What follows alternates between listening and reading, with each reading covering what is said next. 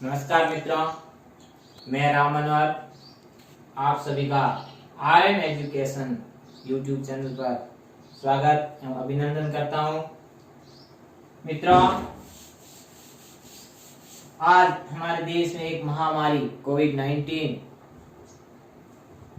की वजह से हम अपने घर पर ही रहें, सुरक्षित रहें, स्वस्थ रहें और सरकार के द्वारा दिए गए दिशा निर्देशों की पालना करें। मित्रों, आज मैं आपके सामने एक टॉपिक भाषा को लेकर के विचार विमर्श करने वाला हूं।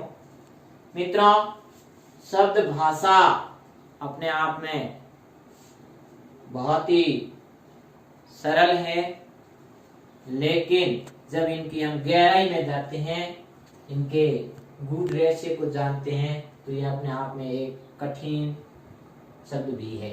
मित्रों, जो भी मेरे YouTube चैनल को पहली बार देख रहे हैं, उनसे मेरी रिक्वेस्ट है कि प्लीज मेरे वीडियो को अधिक से अधिक सब्सक्राइब करें, लाइक करें और नीचे दिए गए बेल आइकन को दबाएं ताकि नोटिफिकेशन समय समय पर आपको प्राप्त होती नहीं। अब हम आते हैं अपने टॉपिक पर। शब्द है भाषा। देखो मित्रों, भाषा क्या है, तो हमारे मन में विचार आते हैं कि भाषा की परिभाषा क्या है, इसका अर्थ क्या है, किससे ये बना है। तो उन सारी बातों का आज हम डिस्कस करेंगे। मित्रों, सबसे पहले भाषा शब्द, इसकी एक तो हमारे मन में जो प्रश्न आमतौर पर आता है वो आता है कि भाषा किसे कहते हैं।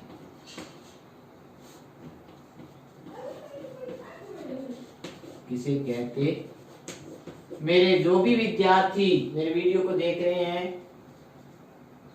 कक्षा 3 से 10वीं तक, वे विद्यार्थी अपने पास नोटबुक और पेन रखें ताकि जो भी मैं यहाँ पे लिखवा रहा हूँ वो अपनी कॉपी में लिखें और बार बार उनको रिवीजन करें। आपके लिए फायदेमंद रहेगा। देखो मित्रों, शब्द है भाषा। भाषा शब्द पहले पूछा जाए कि कहाँ से लिया गया है, इसका अर्थ क्या है, तो हमें ये देखना है कि भाषा जो हमारा शब्द है वो संस्कृत भाषा के भाष धातु से लिया गया शब्द है। भाष धातु संस्कृत भाषा का है और इसका अर्थ अगर पढ़ा जाए तो हमें इसका अर्थ मिलता है, भाष का अर्थ होता है बोलना। अब आप जान ही गए होंगे कि जब शब्द भाष का अर्थ ही बोलना है तो इसकी परिभाषा भी हमें कठिन नहीं लगनी चाहिए, क्योंकि भाषा किसे कहते। जब हमें कोई भाषा या अपने विचार दूसरे व्यक्ति तक पहुंचाने का साधन के रूप में लेते हैं, अपने भावों और विचार को जिस माध्यम से दूसरे व्यक्ति तक पहुंचाते हैं वो सारी भाषा है। तो हम इसकी परिभाषा में उत्तर ढूंढते हैं, तो हमें उत्तर मिलता है कि भाषा अभिव्यक्ति का वह साधन है जिसके द्वारा व्यक्ति अपने भावों, अपने विचारों को दूसरे व्यक्ति तक पहुंचाता है, भाषा कहलाती है। तो मित्रों, परिभाषा लिखेंगे, भाषा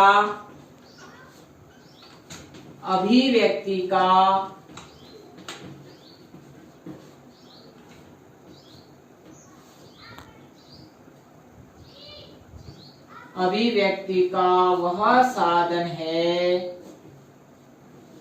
साथ साथ लिखते रहे मित्रों, वह साधन है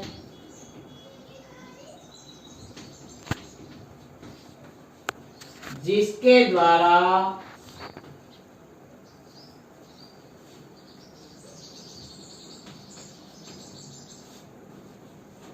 व्यक्ति अपने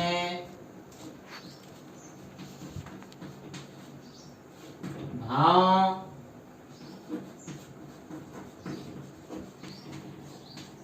व विचारों को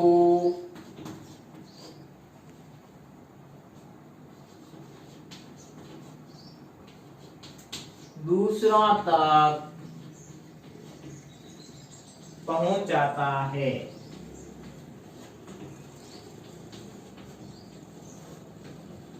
तो मित्रों, हमारे पहले प्रश्न का उत्तर ये है कि भाषा अभिव्यक्ति का वह साधन है जिसके द्वारा व्यक्ति अपने भावों, विचारों को दूसरे व्यक्ति तक या दूसरे व्यक्तियों तक पहुंचाता है, भाषा कहलाती है। अब दूसरा प्रश्न हमारे मन में ये पैदा होता है कि ये जो हमारे मन में विचार है, भाव है, इनको किन किन माध्यमों के द्वारा दूसरे व्यक्तियों तक पहुंचा सकते हैं। तो हमारा दूसरा प्रश्न बनता है कि भाषा के कौन कौन से प्रकार है। तो अगला प्रश्न है हमारा, भाषा के प्रकार। देखो मित्रों, भाषा के प्रकार को लेकर के हम यहाँ बात करेंगे। तो भाषा के अगर प्रकारों को हम सामान्यतः रूप में लें या साधारणतया लें, तो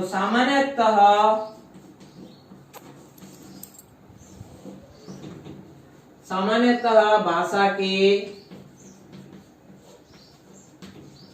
3 प्रकार माने गए हैं। 3 प्रकार माने गए हैं। कौन कौन से हैं 3 प्रकार? पहला है सांकेतिक भाषा। कौन सी? सांकेतिक भाषा, जिसको हम संकेत भाषा भी बोल सकते हैं। अगला, दूसरी है हमारी मौखिक भाषा, और तीसरा प्रकार है अपना लिखित भाषा।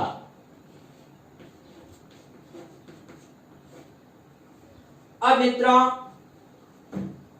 3 प्रकार हमने सामान्यतः भाषा के प्रकार पढ़े हैं।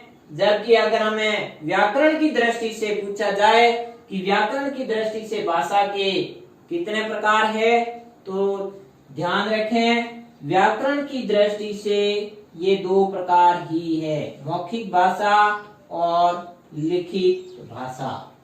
तो इसका मतलब ये हुआ कि जो हमारी ये सांकेतिक भाषा है, इसको व्याकरण में स्थान नहीं दिया गया है। व्याकरण में स्थान नहीं दिया गया है, नहीं दिया गया है। तो ध्यान रखें मित्रों, अगर हमारा प्रश्न आता है कि भाषा के सामान्यतः कितने प्रकार माने गए हैं, तो साधारणतया या सामान्यतः पूछा जाए तो 3 बताने हैं, सांकेतिक, मौखिक, लिखित। लेकिन यही प्रश्न अगर हमें ये पूछ ले कि व्याकरण की दृष्टि से भाषा के कितने प्रकार माने गए हैं, भेद माने गए हैं, तो हमें वहां बताने हैं 2, मौखिक भाषा और लिखित भाषा। तो ये हैं व्याकरण की दृष्टि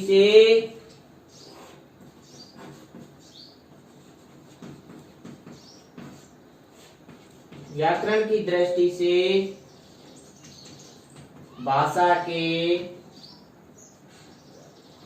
2 प्रकार माने गए हैं।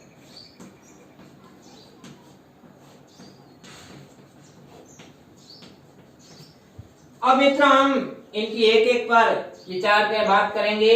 पहले हम पढ़ेंगे सांकेतिक भाषा, दूसरी मौखिक भाषा, तीसरी लिखित भाषा। जैसा हम इनका नाम देख रहे हैं, वैसे ही उनका अर्थ है। सांकेतिक का मतलब संकेतों के द्वारा, मौखिक का मतलब मुख के द्वारा बोलकर, लिखित का मतलब लिखकर।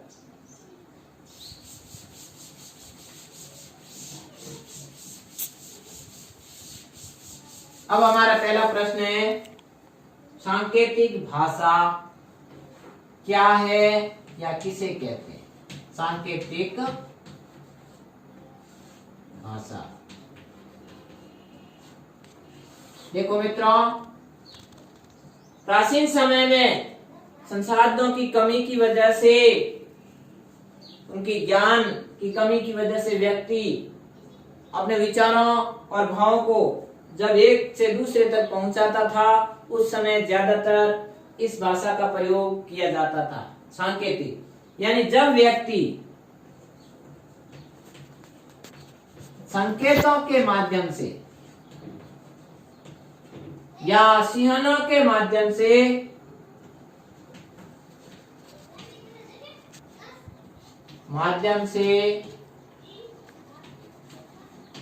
अपने भाव या विचार दूसरों तक पहुंचाना, कौन सी भाषा है? सांकेतिक भाषा कहलाती है। सांकेतिक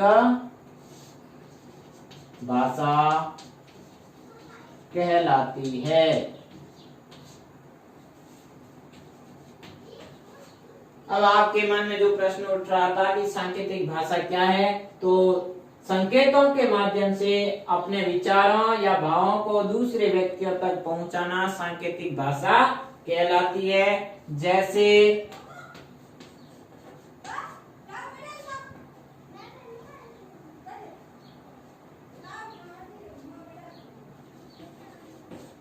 किसी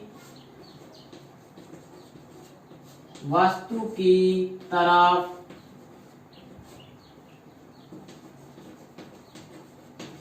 संकेत करके बताना। जैसे ये बोर्ड है, मैं अगर इसकी तरफ संकेत करूं और जो सामने वाला समझ ले कि वो उस बोर्ड की तरफ बात कर रहे हैं, तो ये मेरा संकेत हुआ। मैं बोर्ड की तरफ संकेत कर रहा हूं, ये मेरा संकेत सांकेतिक भाषा का उदाहरण है। यानी किसी वस्तु की तरफ संकेत करके उसके बारे में बताना कौन सी भाषा का उदाहरण है? सांकेतिक भाषा का उदाहरण है। अगला है मित्रों मौखिक भाषा। मौखिक भाषा, देखो मित्रों, जिस तरह से सांकेतिक में संकेतों के माध्यम से अपने भावों और विचारों को दूसरों तक पहुंचाया जाता था, तो मौखिक भाषा में वैसे ही मुख के द्वारा बोल करके, जैसे मैं बोल रहा हूं आप सुन रहे हैं, तो ये मेरी कौन सी भाषा का उदाहरण हुआ? मौखिक भाषा का। यानी बोल करके अपने भावों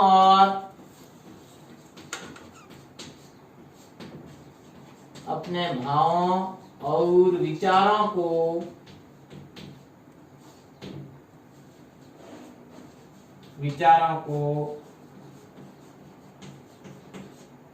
दूसरों तक पहुंचाना मौखिक भाषा कहलाती है। मौखिक भाषा कहलाती है। देखो, जैसे उदाहरण रेडियो पर आपने समाचार सुने होंगे, यानी वहां पर जो प्रचारण किया जाता है वो बोल करके अपने भावों और जो समाचार होते हैं उनको बताया जाता है। तो हम जो भी सामने वाला बोल करके अपने को बताते हैं वो मौखिक भाषा का उदाहरण हुआ। इसी प्रकार टीवी पर आने वाली खबरें जो हम देख करके सुनते हैं वो सारे मौखिक भाषा के उदाहरण है। अगला हमारा तीसरा प्रकार है, वो है लिखित भाषा। तो मित्रों, जैसे नाम से आप जान ही गए होंगे, लिखित भाषा में व्यक्ति अपने भावों और विचारों को लिखकर बताता है। लिखित भाषा यानी मौखिक में बोलकर, लिखित में लिखकर। तो ध्यान यही रखना है कि लिखकर के अपने भावों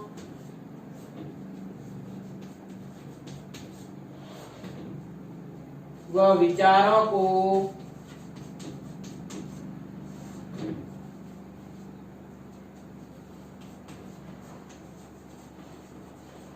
दूसरों तक पहुंचाना। कौन सी भाषा का उदाहरण है? लिखित भाषा का। लिखित भाषा कहलाती है। यानी लिख करके अपने भाव और विचारों को दूसरों तक पहुंचाना लिखित भाषा का उदाहरण है। जैसे सभी अखबार पढ़ते हैं। अखबार में क्या है? सभी जो विचार है, खबरें हैं, समाचार है, लिखे हुए होते हैं। उनको हम पढ़ करके लिखी हुई भाषा को, यानी हमारे तक किस माध्यम से आए? लिखे हुए रूप में। तो वो हमारी भाषा का कौन सा उदाहरण, किस भाषा का हुआ? लिखित भाषा। इसी प्रकार अपने पास जो होती है किताबें, कौन सी भाषा का उदाहरण है? लिखित भाषा का। देखो प्रश्न इन्हीं उदाहरण से आता है। जैसे आपको दे दिया यहीं से कि जो अभ्यास पुस्तिका यानी अपनी जो किताबें हैं, बुक, वे कौन सी भाषा का उदाहरण है? तो वो अपने होगी लिखित। इसी प्रकार रेडियो पर जो समाचार है आप सुनते हैं, कौन सी भाषा का उदाहरण है? मौखिक। अगर किसी वस्तु की तरफ इशारा करके उसके बारे में अवगत कराना, कौन सी भाषा का उदाहरण है? सांकेतिक। तो मित्रों, आज हमने चर्चा की भाषा के अर्थ की, भाषा की परिभाषा, भाषा के प्रकार। अब मैं आज अपने वीडियो को यहीं विराम देता हूँ। नमस्कार, धन्यवाद।